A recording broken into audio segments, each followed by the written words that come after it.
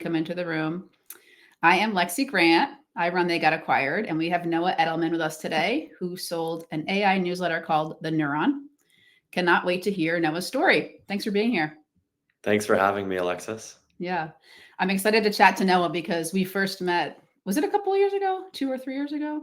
I think maybe 3 years ago. Okay, 3. So Noah was a student at Northwestern, and I was a fellow at their entrepreneurship center. So I was visiting the campus, and I met Noah, and he was a kid building a newsletter, and now you're here. So cool story, and I can't wait to dive into it. Yeah, it's been a fun journey. A little bit of housekeeping as people come in. Please use the chat liberally. I feel like that's a value add for everybody, is like when we're asking questions or just leaving comments or things that are helpful to you right in that chat, go ahead and type it in. Hi, Dave. Hi, everybody. Feel free to say hello in the chat and just let us know that you're there, maybe where you're calling from, if you want the name of your company, your business. Also on the right side of your screen, you'll see a couple of tabs at the very top right. There's a question bubble. So if you have questions you want to ask, feel free to put them into that question box. And if we have lots of questions, I will stop asking my own questions and turn to your questions halfway through. So start putting them in whenever you have them. And then there's also a poll section on the right side. And I will start pushing some polls live so we kind of know who's here. The first one is about what kind of business you run. We're asking about your company. I'm guessing we'll have a lot of content and media founders here today, but we'll see, won't we? And you'll be able to see the results of that poll too after you take it. And then there's also one here on company size. So let us know kind of where you are in terms of revenue and the size of your business. I'll give you all a minute to take those polls. And then on the very right side, there's a present, or I can push offers live. And I'll push a few things live while we're chatting that might be helpful to you with your own business. All right. Hello. Here we go. Jacqueline, Bridget, Brandon, Sid. Hey, everybody. All right. Can see people coming in. We have more than 100 people signed up to join us today. So we'll see. We'll give everyone maybe a minute more, and then we'll get started. If you're just joining us, say hello. I was just saying I want to see you use the chat liberally because I think it's a value add for all of us to learn from each other. So let us know why you're here, maybe what company you run.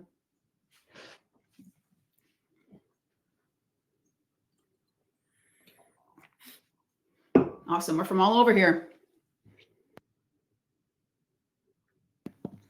Cool. All right, Noah, thank you for being here. I think this is one of your first public conversations about the sale. Is that right? Yeah, I think there have been a few interviews, but this is the first live conversation. Thank you for being brave and trusting us to have it with you. I appreciate it. Oh, yeah, of course. I think you know the purpose why we do these is just to help everybody. So anything you can share with us today, I think it'll help other founders think about how to approach their own process. So we're going to talk a lot today about how Noah sold the business. But first, I want to just get a little bit of background so everyone knows kind of where you're coming from and how you built it. So can you tell us what the Neuron is and how you got it started? Definitely. So the Neuron is a media company that helps people understand and use AI. So we started the company back in January 2023, so just under 3 years ago, with the idea that AI was here to stay after ChatGPT came out, and that it was going to be extremely transformative, but also disruptive to a lot of people's work, their careers, their jobs. And we thought there was a real opportunity to build a trusted voice in the AI space, one that was accessible and relatable and personal and not too technical and inaccessible.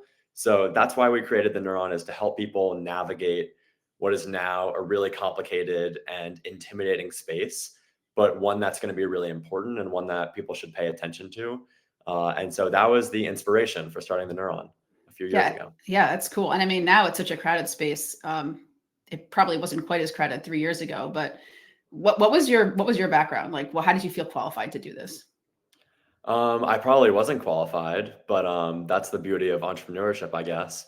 I'd been writing different newsletters and blogs for a few years, so I had a little bit of writing experience. I was also always inspired by building startups and being in entrepreneurship. Um, I've always just been motivated by trying to solve problems that I care about and that I see in front of me. And so the AI space was becoming really relevant. And I thought it could be a good opportunity to start a business in that space. And then we just kind of we figured it out as we went. I didn't really know anything about AI before we started the Neuron, so I was learning as I was teaching, and I think ultimately that helped us. Yeah, and for anyone who missed it at the beginning, Noah was still a student at the time. Were you a sophomore when you started it, or Sophomore, yeah, sophomore? Okay, and you had a co-founder, correct? yeah, Pete. Okay, cool. So your co-founder stayed for a few years, and then but he left before you sold the business. Is that right? Yeah, that's right. Okay, cool. So can you walk us through how you got your initial first thousands of users? Yeah, so that was pretty much all Pete, actually. He had built up a pretty large following in the tech AI space on LinkedIn, which was one of our advantages in launching the Neuron, is we already had a following through his personal account on LinkedIn. So when we launched the newsletter, we had an account to post our newsletter on. And so he would be writing his regular posts every day on LinkedIn. And at the bottom of his posts, he would say, by the way, we write a really good, short, brief newsletter on AI that you should go and subscribe to. And so we got our first 10,000 and then 50,000 and even 100,000 readers from Pete's personal account. And that was the first 6 months of the business. So it was really nice to have that built-in distribution already through Pete's account that we could build off of from the newsletter. Wow, that's crazy. I mean, that's a lot of subscribers from one person's LinkedIn account. Did he have a huge LinkedIn following? I think he had like 200,000 followers when we started, maybe built that Wow. up to like 300,000. Mhm. So LinkedIn was converting really well, and his posts were going, a lot of them were going viral at the beginning of Mhm. 2023. And so Mhm. we would get like a few thousand subscribers from every post on Wow. LinkedIn, which was kind of crazy. But yeah, it was Yeah. great. Yeah, and what I love about that too is like when you build your own personal brand, you can use it to you can funnel people into different brands. So like he helped you build the Neuron, but I'm sure he still has that huge following. He could build it. He could use it now to build another business too. Yeah, yeah, that's right. No, it was great because I had started other newsletter businesses before, but had always struggled with distribution. So Mhm. I knew it was a good idea to partner with Pete because he had that built-in distribution already. Mhm. Wow. So how did you get your first dollar and how did you make money? So it was pretty simple. Over the first few months of writing the newsletter, we actually already had sponsors coming to us and saying, "Hey guys, we like the Neuron. You have a bunch of readers in the AI space. Can we put our product in front of your readers and pay you for a sponsorship?" And for the first few months, we were still growing the newsletter. We were still forming the business. And so we didn't accept any sponsors. But I Mhm. think in March or April of 2023, that's when we said, okay, we're going to start to have some sponsors and we're going to start to monetize the newsletter. We already had a bunch of people who had reached out to us. So that made getting the first sponsor pretty easy. We also started just plugging in the newsletter and saying, hey, we're now accepting sponsorships. If you're interested, please reach out to us. And because of a lot of our readers were working in the AI space, we had a lot of inbound requests to Mhm. sponsor the Neuron. So that made it pretty seamless. Wow. And so did you go like were you able to cover your expenses pretty quickly? Like were you making profit? And how long did it take you to make profit, I guess is a better question. I mean, profit from day one, as soon as we had Mhm. our first advertisement, Mhm. because Pete and I actually never paid ourselves a salary.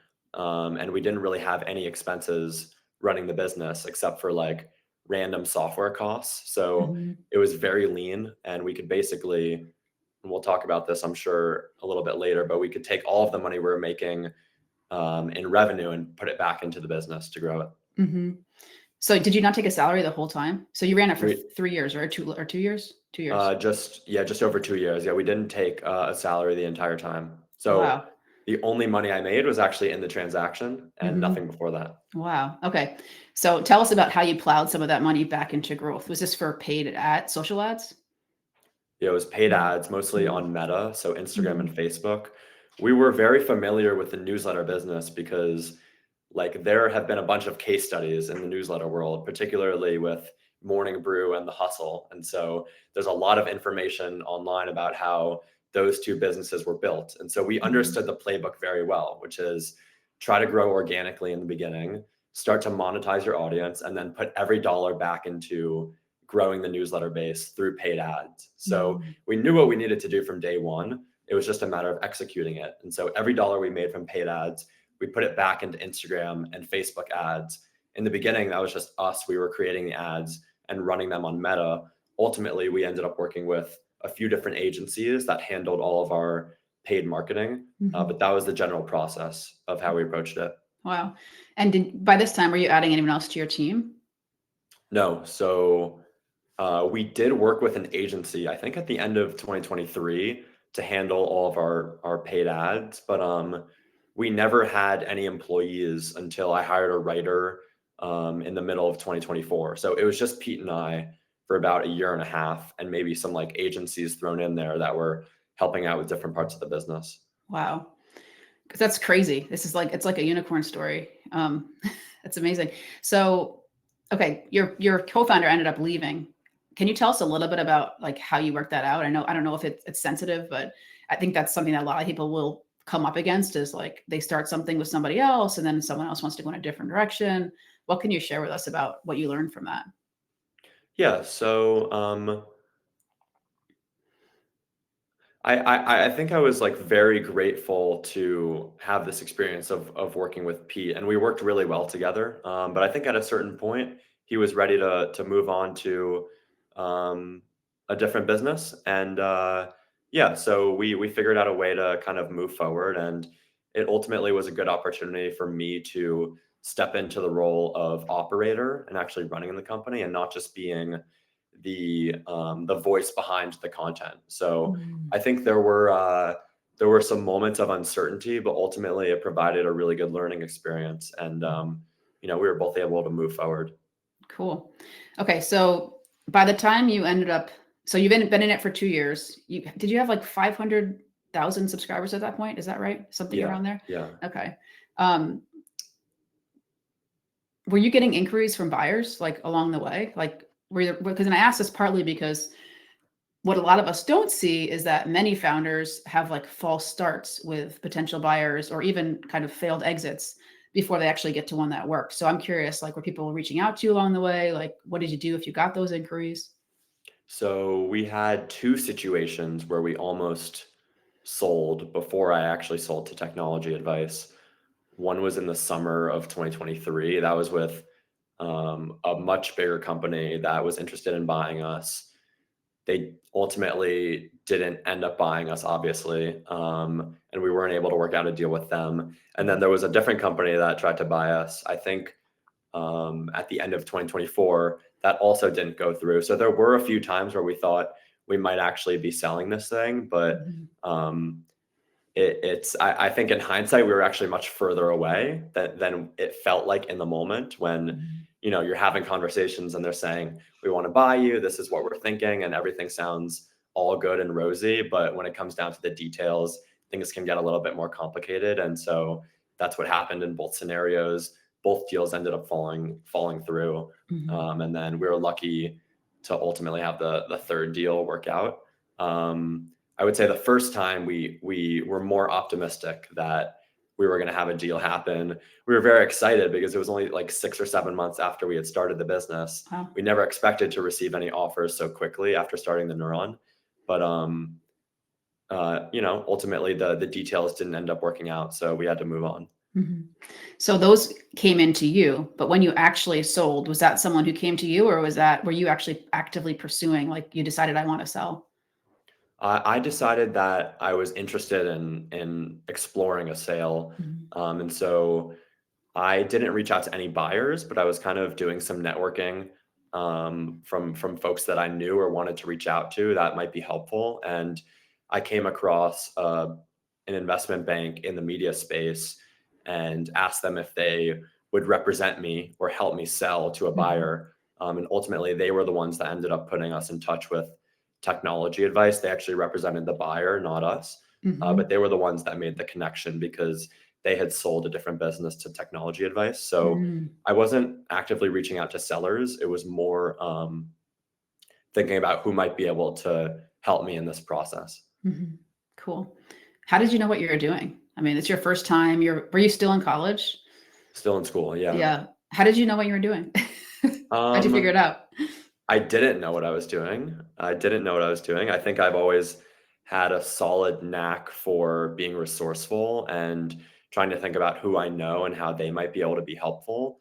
And had built up, I think, a good amount of relationships in the media space where like people would return my emails and be willing to help me think about this problem that I was dealing with. Um, Other than that, just like reading online about, best practices when trying to sell a company, Mhm. talking to different AI models and getting their opinion, like how do you approach this conversation? How should I be responding to this email? How should I negotiate in the style of like never split the difference or like other negotiation tactics or books that people have written on deal making. So like it was I didn't really have a real strategy, but I was trying to learn as I went. And there's definitely things I would do differently next time. But Mhm. I think it ended up working out relatively well for what it was. Mhm. I wanna come back to that later and talk about what you would do differently next time. I'm writing that down for myself. Um, but I have a question around, like, your mindset when you sold. So you said there was a point where, like, you transitioned into thinking, I might wanna sell this or I'm interested." But you were still growing really fast at that time, and, like, I think another founder might have said, "Hey, let's ride this wave as long as we can while it's still growing." What made you say, "Now might be the right time?" Um, yeah, I had been thinking about it for a little bit. After Pete left the company, I wasn't really sure what I wanted to do with it. I was also getting closer to graduation for university and was thinking about just other industries that I was potentially more interested in building in. Mm, And I felt like we had a pretty good run over the 2 years, but that it would require a real new effort to scale this business like 5 or 10 times what it was doing, and that in order to do that, we would have to build out other lines of the business separate from just the flagship newsletter. mhm, So we had a bunch of different ideas over the course of 2 years, but like a courses business or a consulting business or growing the media brand through different podcasts, more newsletters, social media stuff. And all of those were intriguing to me, but I just decided that it wasn't the right time and I didn't have the right um, resources around me to go and do that mhm, at the time. Um, so yeah, I thought it might be interesting to try to look for a sale, and ultimately, I was able to find something that really worked out for myself and made sure that the business was in a really good place to continue doing what it was doing really well and also grow and do new things. mhm. Are you glad you did it, or are you looking at it and saying, "Oh, I should have kept growing that thing?" Yeah, I mean, I'm super glad that I did it. Mhm, I think it would have worked out either way. The business is doing really well right now, and it's been growing since we sold. mhm, But ultimately, it was an amazing decision and outcome for myself personally. And mhm. yeah, it was great. I definitely don't regret it. Yeah, I feel like this is, like, kind of a turning point that a lot of founders face where they're especially if the business is doing well and they're young, like because we hear a lot about, "Oh, you gotta build this massive behemoth business and sell it for it to be a success." But one of the things that I always like to share is, especially if you're in a position like you are, where you are young, if you can get a win under your belt like that and hopefully, like, be responsible with the money you get to take home and invest it, it can really be life-changing and, like, give you lots of options later. So, sometimes I think it's better to have a smaller I mean, I'm sure we don't know how much you sold the company for, so I'll just say that outright, and we're not gonna talk about that today. We're gonna be respectful that you can't disclose that. But I think just knowing that, like, there's another way to do this, right? Like Silicon Valley tells us, "Oh, you have to have this huge win." Well, you could also have a smaller win and stack it with another one later. Um, and that's like a really great way that a lot of people do it too. Yeah, yeah, definitely. No, I think it's put me in a position now where I have a lot of flexibility to think about what I want to do next. Mhm. Mhm. And when we actually started the Neuron, we wrote like a playbook basically for how we thought the next 2 years might go. And weirdly enough, and I don't think this probably happens with a lot of startups, but we basically were very consistently aligned with the roadmap that we outlined for the next 2 years, Mm. which I think is unique because, and I think we were lucky in that sense. Like, I don't think a lot of startups, when they start, the next 2 years are exactly what they thought it might be when they started the company. But for us, it actually like was more or less aligned with what we had envisioned for ourselves. And so Mhm. it was always kind of the idea that this may be a 2 or 3 year endeavor and not like a 10 or 15-year one.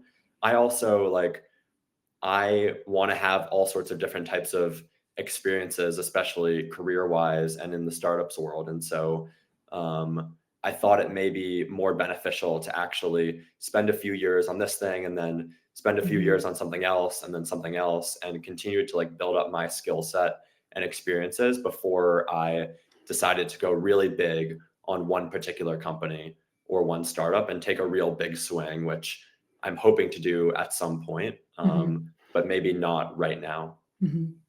Cool. Um, all right. I'm thinking more about like the sale. Can you talk about what do you think made the Neuron attractive to buyers? Because you mentioned that even before the actual buyer you sold to, you had several interested parties who were contacting you cold and saying, "Hey, we're interested in buying you." Why do they want it? So I think there are a few reasons. The first, obviously, AI is the space to be in right now. It's attracting a lot of dollars, a lot of investments. There's a lot of advertising money in it. And like AI is the thing that everyone's excited about. So having a brand and distribution in the AI space can be really valuable. And so that's what we had. The second thing that I think helped us stand out was our actual branding and voice behind the newsletter. This was one of the things that I really thought about a lot when we were building the brand in the first few months, which was there were a lot of other companies trying to start AI newsletters at the beginning of 2023. And so we really had to think about how can we stand out compared to Yeah. the hundreds of other AI newsletters that just launched and formed on Beehive and Substack. How can we create something that really looks and sounds different than the competitive landscape? And Mhm. so the first thing that really helped us, I think, was our actual branding. So when you look at our website and our newsletter, you'll notice we have these little furry cats everywhere. And I think the obvious question is like, why are there cats on an AI newsletter? Um, and I think there's a not so serious answer, which is just like we like cats and they're fun and they're silly. But I think the more serious answer is AI is a really intimidating thing. It's very serious and important for a lot of people. And we wanted to create a brand that felt more personal and human like to people than what existed out there. So we wanted to create a really fun and quirky and creative brand around the Neuron. And I think we were able to do that. And people know when they open the newsletter, this is the Neuron and we're reading the Neuron.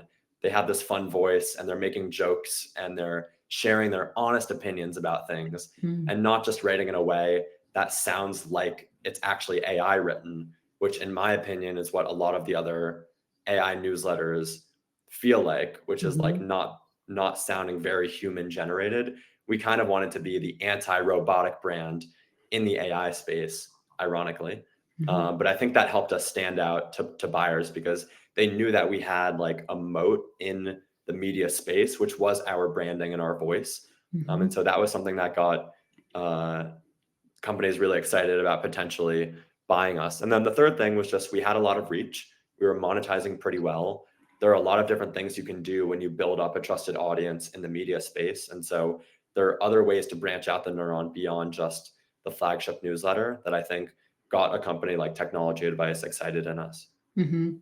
Do you think the buyers cared more about the revenue you were generating from sponsorships or from the or they cared more about the audience size?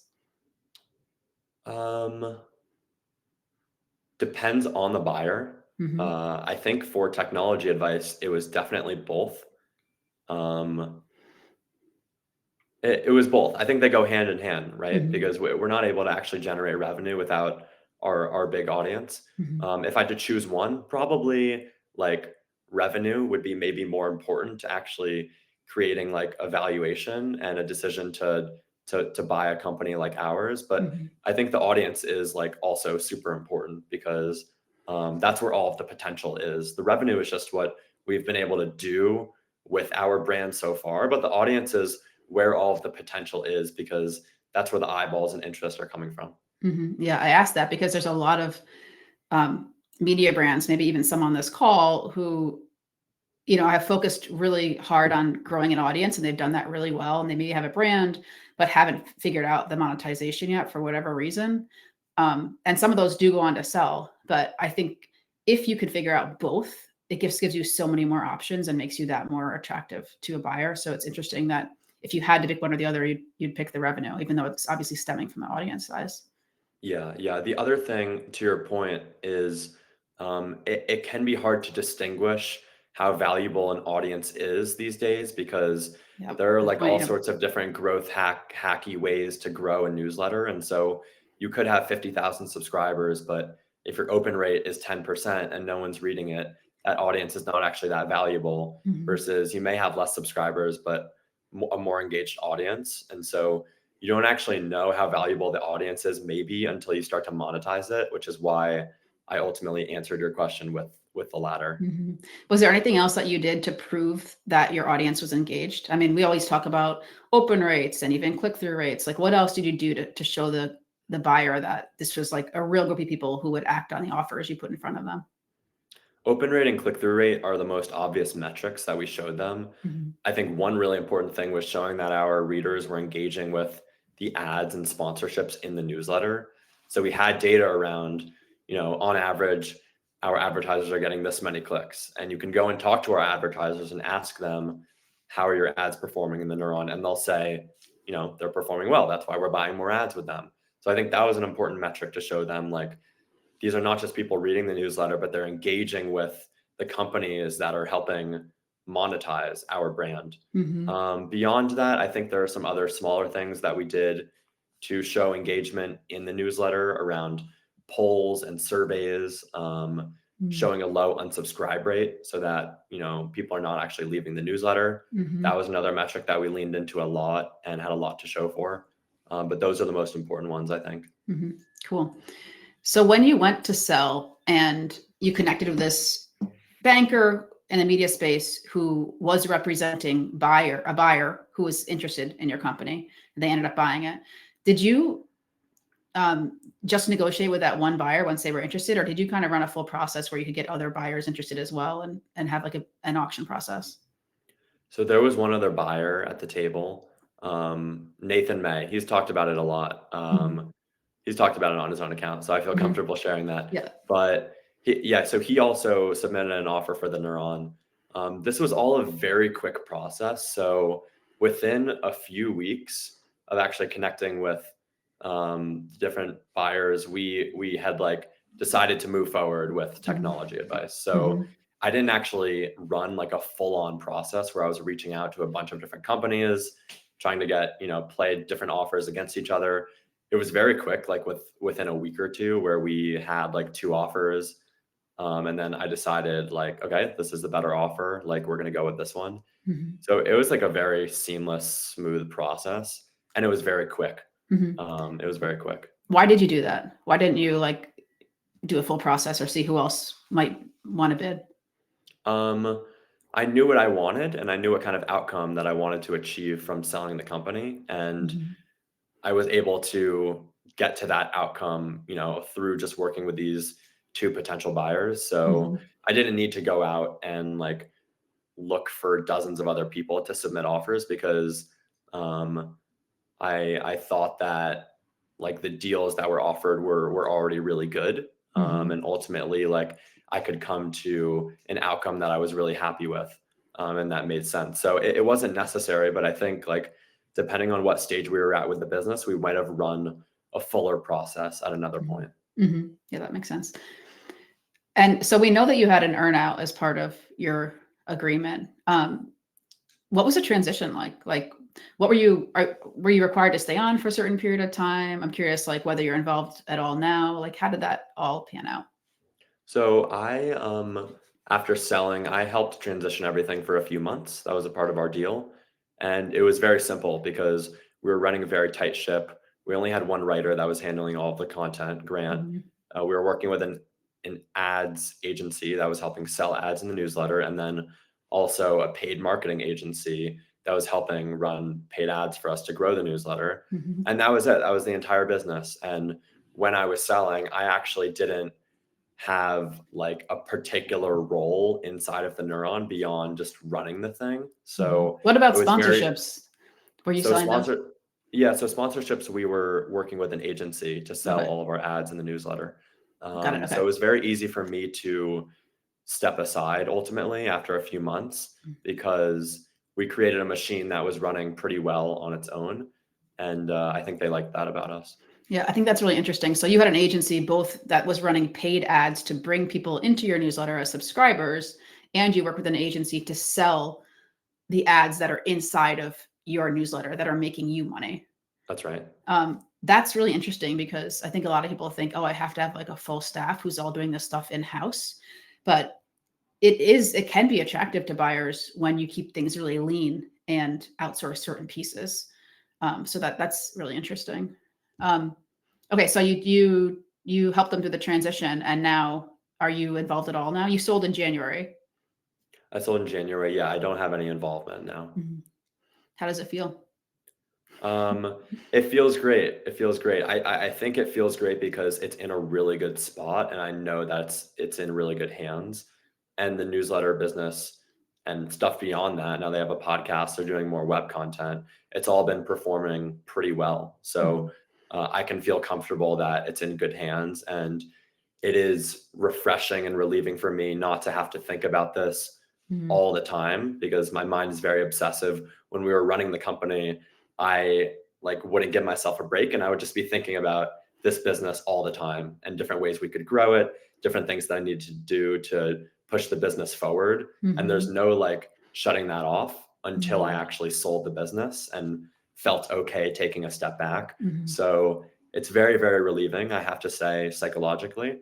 And I know that it's in good hands, which is Yeah. nice. Yeah. What was the hardest part of the sale process? Was there anything that you found to be really tricky, or you mentioned there was something you might do differently if you go back and do it over again? Can you share some of that with us? Yeah, I didn't really know what I was doing, so that made everything difficult, to Mhm. be honest. Like starting with creating a data room with all of our financials and all of that stuff. I had never done that before, and so Mhm. um, I didn't like really know what I was doing. I was kind of just figuring out as I went. Stop on Um, that for 1 second. Can we dig a little deeper on that? What are some of the things that you shared? Basically everything about our company, like all of the financials, all of our metrics around how the newsletter was performing, web traffic, who our readers were, everything internally about how we were running our operation. So how we were paying our agencies, how much we were paying them, Mhm. like what our monthly profit was, all of these things. Mhm. We shared with the buyers. So yeah, just compiling all of that information was new.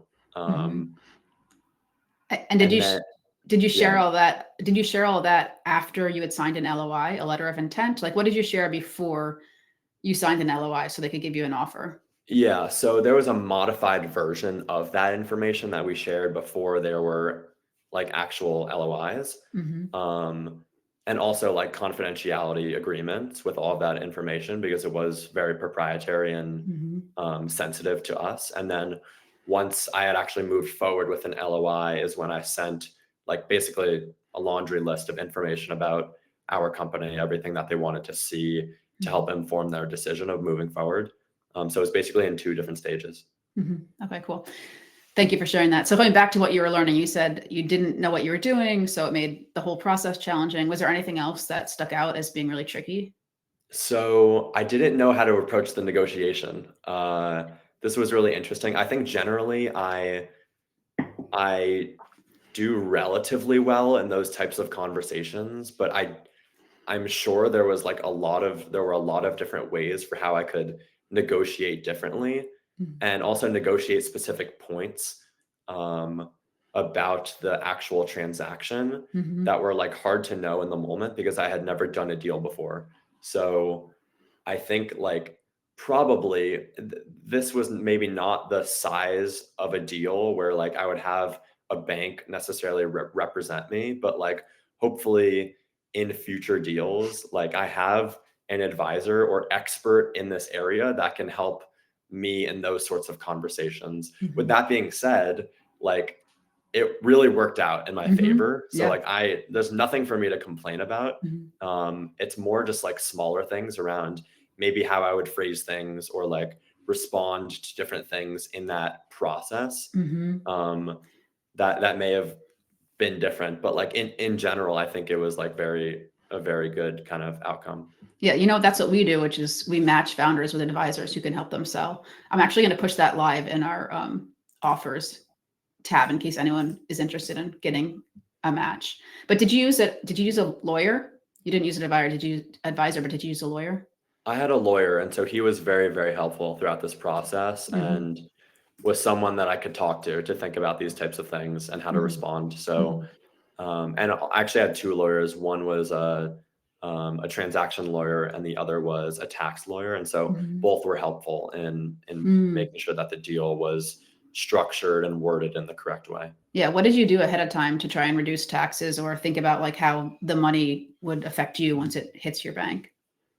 Um, yeah, so I just talking to like the tax lawyer about the different ways this deal might be taxed, like what Mm-hmm. parts will be short-term capital gains, what parts will be long-term, Mm-hmm. um, like how do we structure things in the most efficient way, uh, stuff around that. I mean, there ultimately like there wasn't that much that we actually did for this, but Mm-hmm. he was just helpful in helping point out the things that we could do, Yeah. most of which I don't even like really understand, but it was Mm-hmm. good that he was in the room telling me, okay, this part of the deal should be worded like this because this will help you later on. And I Mm-hmm. would be like, great, like let's do that. Thank you. Yeah. Yeah. Cool. I'm going to take a couple of the questions from the audience. So if you have a question for Noah, please drop it in and I'll kind of start going through the queue here. Um, Dave asked, can you explain how you created the 7 figures of income within 2 years that you ran the newsletter? We kind of touched on this already, but maybe you can explain it again. Yeah. So all of the revenue that we've made, at least the great majority of it, is directly from sponsorships in the newsletter. So we're writing the newsletter 5 to 6 times a week. We have 3 different offerings every day where advertisers can pay to showcase their products. And we were charging pretty standard CPMs for those placements. And ultimately, like within maybe 14 or 18 months, we were able to get up to 7 figures in revenue that way. That's amazing. Yeah. And then Sid is asking about the sponsorships as well. And he is saying, did you do it directly or he's asking if you used a third party platform, but you said you used an agency, right? To sell ads. Yeah. Yeah. So in the beginning, Pete was handling this. All of our advertisers up until this point, for the most part, have been inbound requests. That Mm-hmm. also made our lives so much easier because Mm-hmm. we had advertisers coming to us, basically asking us, can we promote our brand in front of your audience? So in the beginning, it was just us handling those requests. Then we outsourced that to an agency to handle those relationships with the advertisers. And so we Mm-hmm. did that, I think at the end of 2023, but I can't remember exactly when that was. Yeah. What ESP were you on? Which email service provider were you using? Beehive. Okay. So did the agency actually like do everything, including they sold the sponsorships? Did they get the ad creative and actually put it in the newsletters for you? No, so they did everything up until the point where they sold an ad, but Mm-hmm. for the first like year and a half, I was the one handling all of the Mm-hmm. copy and creatives around the ads. And I think that was a good idea because we wanted the ads to be in our voice so that they were more organic for our audience. And Mm-hmm. I can't tell you like how many media brands I feel like have been kind of ruined by really bad advertising and just ads being everywhere. So we wanted to avoid that problem. And then yeah, so I would handle all of the copy and creatives around that. Cool. Kunal is asking, do you think AI will transform or disrupt the news, or how do you think AI will transform and disrupt the newsletter business? That's a big question. What do you think? I think it already is. I think it is already disrupting media in major ways.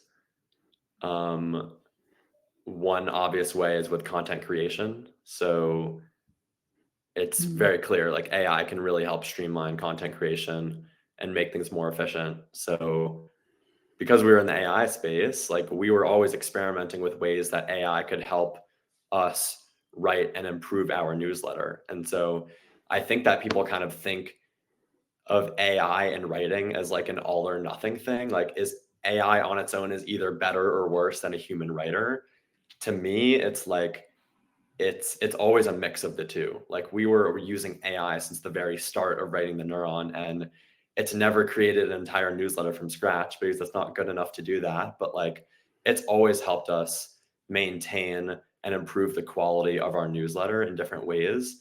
And it's always a part of our writing process. Like it's just so deeply ingrained into the way that we create content where who knows what it would look like without AI, but like it's just part of the way that we work now. And I think that for any media brand, it probably needs to be it needs to be integrated into creating content. I don't really see any other way to keep up if they're not doing that. So um, I think it's already disrupting the content creation side of things.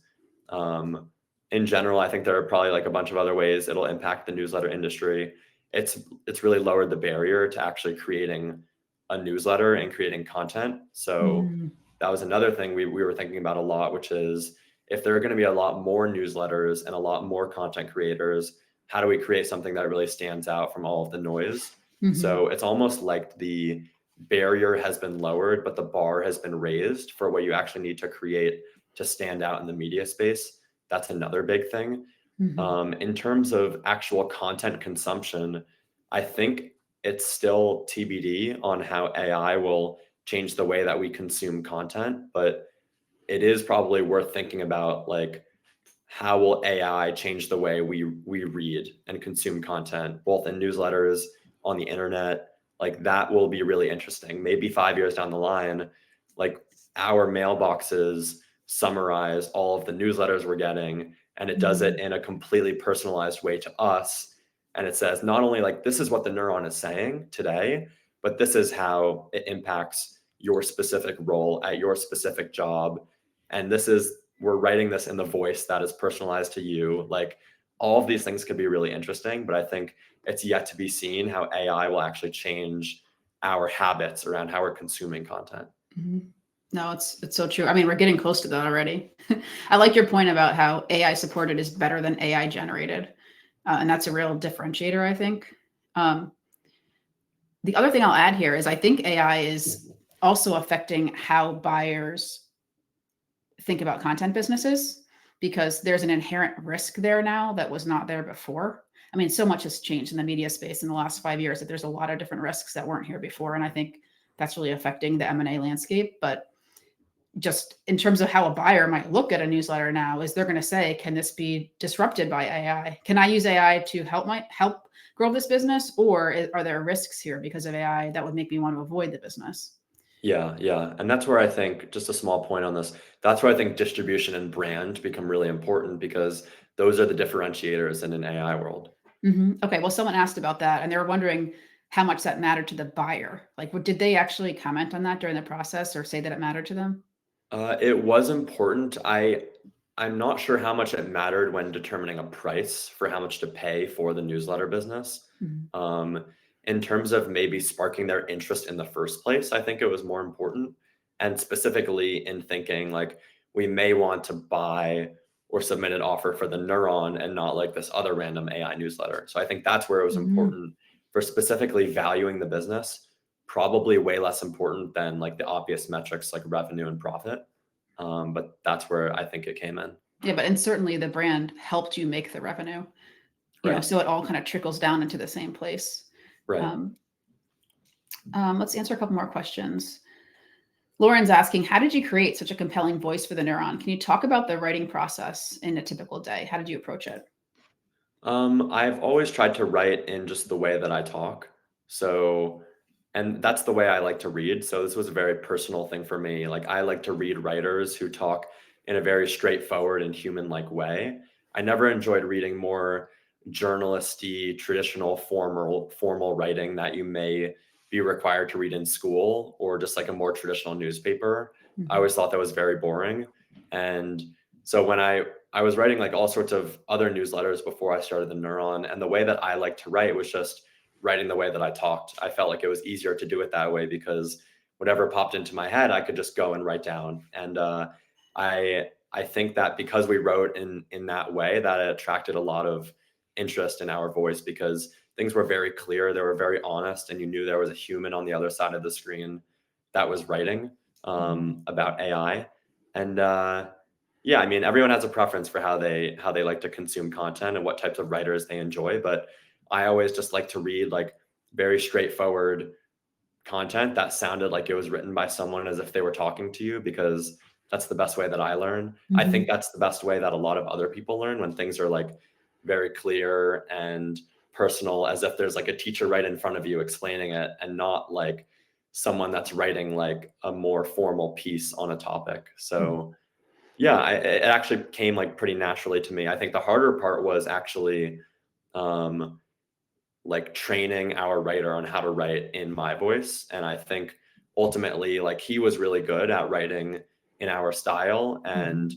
also he had his own voice that I think we actually tried to lean into as well, because I didn't want him to just copy my voice, but he had his own unique voice that was really good as well. Mhm. It was a daily newsletter, right? Or it is a daily newsletter. Mhm. So that's a lot of writing. So you're writing all day, every day. Yeah, yeah. I mean, I think that was probably the hardest part for the first year and a half, was just having the consistency to like go lock myself in a room for 3 to 4 hours and bang out Mhm. the newsletter, and like try to really maintain a high standard every single Mhm. day. That was really Mhm. hard to do. And there were days where I didn't think it was so good, but like we had to move on and focus on the next day. Yeah. Jan is asking about multiples for newsletters. Did that come up at all when you were selling? Like, were you able to use that to negotiate, or I don't know, maybe it worked against you since you had a huge audience? Did that come up at all? A little bit, but not too much. I mean, Mhm. I was looking at like what other newsletter businesses sold for. So like Morning Brew, The Mhm. Hustle, Milk Mhm. Road were like the main comps, but Mhm. all of those are such different businesses and different industries. Yeah. The Hustle and Morning Brew are much larger than us, so it's a little bit different. So Mhm. yeah, it wasn't a huge thing that we talked about, but it maybe informed the buyer's decision. I'm not really sure. Mhm. Andrew from my team is on the call. I'm hoping he'll hear this. And if he does, Andrew, we have a newsletter deals report. Maybe you could drop the link to that into the chat. It's free, but it just gives lots of examples of newsletters that have sold and how they did it. So people here might be interested. And we also have a sale multiple guide that explains like what kinds of multiples you can expect to get for different types of businesses. And I know that like for smaller content businesses right now, they're saying around 2.5 to 3.5 times EBITDA, or whatever your profit is. But that'll increase as the size of your business increases. But that multiples guide, if you can find that link and drop it in the chat, um, that could be helpful for people too. All right, a couple more questions here. Well, I want to get to this one. I want to make sure we get to it. So, what are you looking to do next, Noah? Like you're out of this business now. What are you thinking about now? Hmm. Yeah, I'm thinking about a few different things. Kind of anything's on the table at this point. I'm still taking some time to explore different interests that maybe were like on the side burner when I was running the Neuron. So I'm very interested in a lot of different topics, but particularly recently, stuff in like the mental health, mental wellness, spirituality realm. That's a very like industry and topic that's close to my heart, and one that I'm Mhm. exploring more personally right now. So I think at some point thinking about what types of businesses are worth building in that area. Are there any startups that maybe I want to join that are already doing important work there, or something that I want to start on my own? But Mhm. I'm very wary of jumping into something too soon. And I think that the more time that I think about what the right choice is for me moving forward, the better decision I'll actually make for where I end up. So taking some time on that front. Mhm. I want to be in startups, and like I've always been interested in doing that. So like probably starting new types of businesses at some point, but not in 2025. Maybe next year, maybe the year after. Yeah. Do you feel pressure for the next thing? Because you've had this big win. Sometimes people just feel relief, but then sometimes there's like an element of, oh, can I replicate this and like show that I can do it again? And I'm not a one hit wonder. Like, do you feel that at all? I don't. I really don't. It's I good. really don't. I don't know why. I don't think I think like when I was selling, I recognized that I probably shouldn't really be tying my identity to this business. And once we ultimately sold, like I didn't have a big problem with like thinking about my identity as a person as it was disconnected from this business, which I think, at least from listening to conversations with people who have sold businesses, that's something that people struggle with. So I think I was able to learn from that before the deal actually happened as like something to be careful of, which is like, you know, a lot of founders, it seems they sell their companies, then they kind of have a meaning crisis. They don't really know like what they should be doing with their lives. And then they go and find some other like form of meaning, Mm-hmm. a lot of times maybe in the form of a new type of business. And so I was aware that that might be something that I experienced. And ultimately, like, um, I haven't really had any issues with that, thankfully. So I'm grateful for that. Yeah, that's cool. That's mature outlook for sure. We have another question. It's how much did you consider the topics to write about based on the audience feedback, and how much data collection did you do with your audience? A lot. I think this was one of the most important things we did in the early days, which is we treated the content like a real product, like as if we were building a software product. And so every day we would have polls and surveys, and I would ask the readers and say, hey, like, what do you think about today's newsletter? What did you like about it? What did you not like? What sections did you enjoy? What did you not enjoy? And so we were iterating very quickly, and we used that data collection to actually help guide our decisions for what we wanted to write about, in what style we wanted to write about it in, what our sections should look like. So we tried a lot of different things in the early days, and ultimately like we came to a format that worked really well. When it came to deciding what topics we wanted to approach, a lot of that was just like my interest. So like what I was interested in talking about that particular day is what I ended up writing about. But it was always through the lens of, will this topic be interesting and engaging for the vast majority of people who read this newsletter? And if the answer was no, then it would be time to move on to a different topic, because I didn't want to just be writing about something that I was interested in or that 10% of our audience was interested in. I wanted it to be really broadly applicable to a majority of our audience. And so thinking about who the audience was and what types of things they were interested in served as a really valuable anchor for deciding which topics to write about. Mm-hmm. Cool. Another question from Jeremy. He's talking about the design and the brand and how it's really well done. And he's wondering how you decided to go all in on this when like most newsletters treat brand as an afterthought. Like, how did you decide to make that important?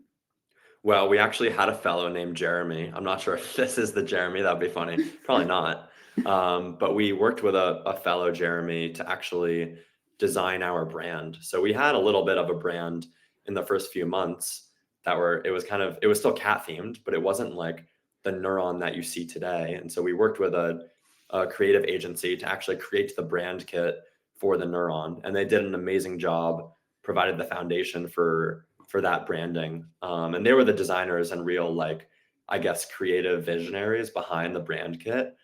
We just provided our input when necessary. So that was a really useful thing to do, especially early on, that we could build on top of moving forward. Mm-hmm. Is there anything that we haven't talked about that you think is important for founders to know, like specifically around how you actually sold the business? I think it was helpful to be very organized with everything that we needed to provide information wise to the buyers. So once they came to us and said, we need these like 7 things before we can give you an LOI, like having all of that information readily available and organized was really important. Um, and then I think like being able to talk about your brand and company in a way that's really compelling to buyers, and like not shying away from how awesome you think your company is, but really leaning into that, I think probably helped me from like the very Mm-hmm. first call with technology advice, where like I don't even think they were like thinking about buying us, but I think maybe in that meeting I was able to pitch a compelling vision for why our company would be useful to them and Mm-hmm. why it was important. And so being able to talk about things in a way that is like, maybe, I don't know what the right word is, but like people hear it and they're like, oh, this is interesting. Mm-hmm. I have one more question about the sponsorships. I'm curious if there was anything you did to try and get a really good rate for the ads that you were getting paid for, that you're running in the newsletter. Obviously, different newsletters have different ad rates, and often that depends on audience size, but also who's in the audience. Was there anything you did to to think about like how do we capitalize on making more from each ad? I think that I don't think our rates were too crazy. Like I think they were pretty standard, but one thing that we did, and I talked about this earlier, was we wrote all the ad copy in our voice, unless the advertiser wanted to create it themselves. But we were usually the ones who were actually writing the ad copy. And so we could think about ways to be a little more creative with that than Mhm. most newsletter advertisements are. And we were able to actually craft the ad copy in a way that I think, hopefully, sounded like all the other content in the newsletter that people were already enjoying and vibing with. Mhm. So that was probably one thing that helped us command like maybe rates that were a little bit higher than like industry standard. Other than that, not really anything else. Mhm. Cool. Any other advice for people growing a newsletter? Anything we haven't talked about that you think is important? Um, the space has changed a lot over the last 3 years. There's a lot more newsletters, a lot more people entering the space, it seems. So I think focusing a lot about like how can you stand out from the competition and everyone else who's writing a newsletter is really important because like you're not going to be able to stand out if you just create something that looks like everything else, especially if you don't have some sort of competitive advantage where like you already have a big social media following or a lot of money to pump into Mhm. paid ads. Like you got to create something new, I think. It's just my personal opinion, and something that provides maybe value in a different way or that's really unique. So um, that's pretty much it. I think it's like it was a really good business for me to be working on as like my first real business because Mhm. it's pretty simple. It's not necessarily easy, but it's a pretty simple and straightforward business model. And I was able to learn pretty quickly how to like operate that business. And yeah. Cool. If people want to follow along your journey now, where can they follow you? Or is there a place where they can get in touch or see what you're up to? Yeah, maybe Twitter is probably the easiest place. I've been meaning to start writing a little bit more, so hopefully I'll have some sort of newsletter maybe later on in the year where I'm writing about other things I'm thinking about and Mhm. exploring. But yeah, maybe Twitter for now. What's your Twitter handle? I think it's Noah Edelman 02. Okay, cool. Yeah. Awesome. Noah, thank you so much for taking the time and spilling out your guts on just all the things that we all want to know. I really appreciate it. It's like, it's really, sometimes a hard thing for exited founders to talk about. And we really appreciate it. Yeah. Well, thank you so much for having me. If anyone wants to chat, just DM me on Twitter and I would be happy to chat about any of these things. So yeah, and Alexis, you've been really helpful in my journey as well. So thank you. It's been cool to watch. So congratulations. And we'll Thank be in you. touch. Yeah, Thanks for definitely. taking the time. Thanks All right. everyone. Bye, everyone. Thanks for coming today. And we will see you soon.